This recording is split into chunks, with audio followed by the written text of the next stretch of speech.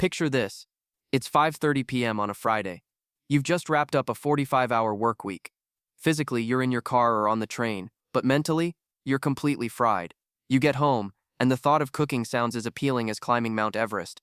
So you do what most people do. You open the delivery app. Maybe it's Thai food, or pizza, or burgers. You end up spending $45 between the meal, the tip, and the delivery fee. You walk into your house, crack open a beer or pour yourself a glass of wine, and sink into the couch to binge watch a show you don't even like just to turn your brain off.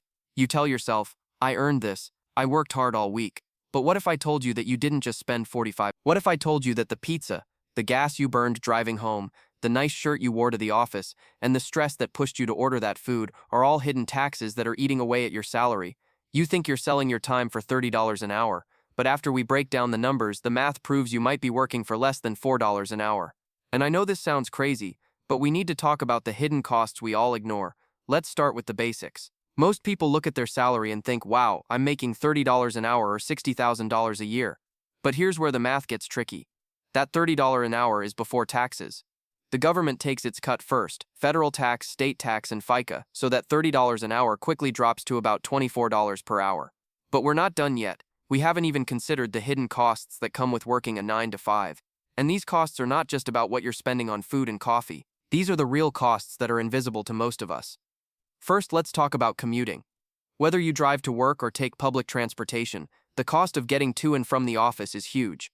For example, the average American spends thousands of dollars a year on gas, car maintenance, and insurance. If you drive 30 minutes each way, that's wear and tear on your car, and you're basically paying for a vehicle that's only used to get you to work. If you take the train, that's a monthly pass, and let's say that costs you about $4,000 a year. This is money you would not have to spend if you didn't have to go to work every day. And most of us don't even think about it until we see it all add up at the end of the year. Then there's the cost of appearance. You can't show up to work in your pajamas, right? You need to buy business casual clothes, keep them cleaned, and make sure you always look presentable. And that's another cost we often forget to factor in. Then there's the convenience tax. This is a big one. How many times a week do you go out for lunch because you didn't have time to meal prep? And that $5 coffee to keep you going through the afternoon. Those costs add up fast. And don't forget the shadow costs. Things like paying for a dog walker because you're not home to take care of your pet, or buying a quick snack to keep you going through that afternoon meeting. All these things are extra costs that exist because you work. You are paying to work. But the biggest hidden cost of all is decompression spending. After a long week of work, you're exhausted. You need to unwind, right? So you grab drinks with friends on Friday night, or you buy something online to make yourself feel better. Maybe you go on an impulsive vacation or book a last-minute getaway just to escape the grind. Or maybe it's therapy because, let's face it, work can really take a toll on your mental health. All of these things are hidden taxes we pay to cope with the stress of working a 9 to 5. And here's the problem. These costs are so normalized that we don't even realize we're paying them until it's too late. Let's say after all of those hidden expenses, commuting, meals, clothing, and decompression spending, your net income drops from $65,000 a year. But here's the kicker. The time you spend working isn't just the 40 hours a week you're punching in at the office. There's all that extra time spent commuting, grooming, and even worrying about work once you're at home. If you add up all those hours, you're probably working closer to 55 or 60 hours a week. Now let's divide your actual net income of $35,000 by those 2,900 hours. When you do that, your $30 an hour wage evaporates. You're actually earning somewhere around $11 an hour.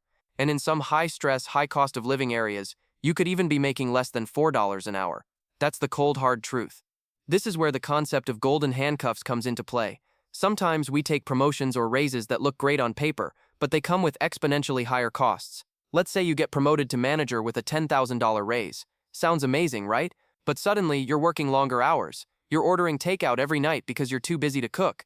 You have to buy nicer suits. And now you need a second car because you're working late and can't carpool anymore. Your stress level skyrockets, and your decompression spending increases. More nights out, more retail therapy, more vacations.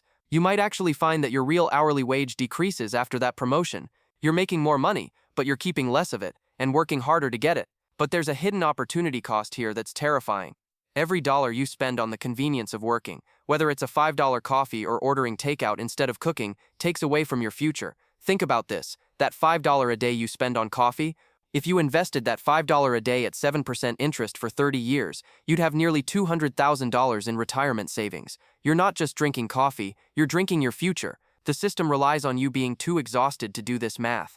They want you to think that as long as you're making good money, everything is fine.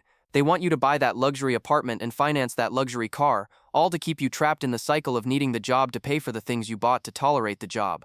So how do we break free from this cycle? The solution isn't necessarily quitting your job and living off the grid.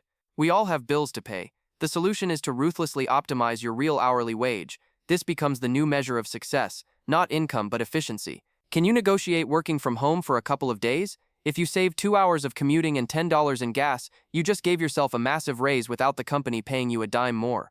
Can you start meal prepping on Sundays? Can you move closer to work? Can you stop caring about what your coworkers think about your clothes? Every dollar of work expense you cut is a dollar of pure freedom. The biggest shift, though, is psychological. You have to start treating your labor like a business. A smart business owner doesn't just try to increase revenue, they try to increase their margins. Your life is your business, and your margin is the time and money you have left over to actually enjoy your life. If you're making $100,000 a year but spending $95,000 and working 80 hours a week to generate it, you're a failing business. But if you make $50,000 a year, spend $20,000 and work 30 hours a week, you're a profitable, sustainable enterprise. You're winning. And that's where the negative epiphany turns into positive action. I want you to sit down this weekend, not when you're tired on a Friday, but when you're fresh on a Sunday, and run the numbers. Calculate your commute costs, estimate your taxes, be honest about your decompression spending, then divide your net pay by your total hours committed to the job. Write that number on a sticky note and put it on your credit card. My real wage is $8.50. The next time you go to buy something stupid, look at that number. Ask yourself, am I willing to trade 4 hours of my life for this plastic junk? That friction will save you more money than any budget app ever could. We are living in an era where time is becoming the ultimate currency. The rich are buying time. The poor are selling it at a discount. Don't sell your time at a discount. Audit your life, cut the vampire costs associated with your job, and start building a gap between your income and your expenses, because that gap is where your freedom lives. If this video made you rethink your paycheck, share it with a coworker who looks tired. We're all in this same trap, but we can math our way out of it together. Thanks for watching, and I'll see you in the next one. I'm John, and this is just the beginning.